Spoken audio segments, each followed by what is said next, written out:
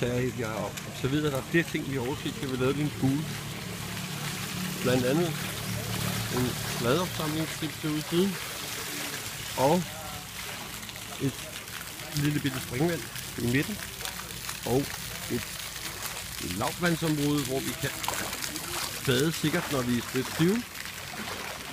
Og så burde vi måske også have tænkt på en lille brækket her, hvor man kan ligge ned og dase og blive masseret af vandet lidt på ryggen.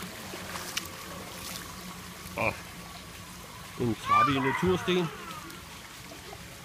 Og så har vi også overset, at det kan lade sig gøre at lave det en smule eksotisk lækkert med en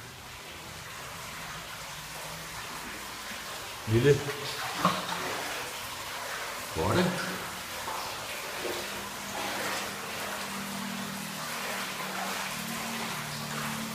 Og selvfølgelig skal der være en jacuzzi her midt i grotten.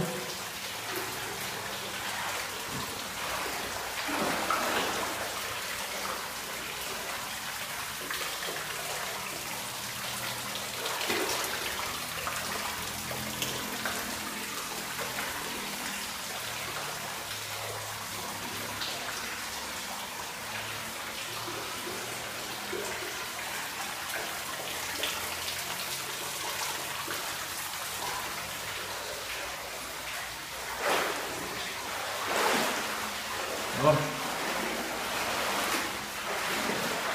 udgang i den anden side selvfølgelig.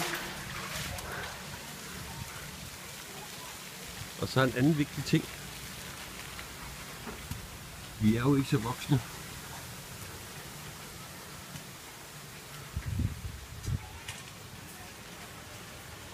Så en lille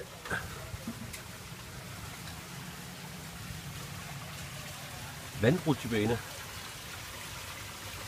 er jo også på sin plads.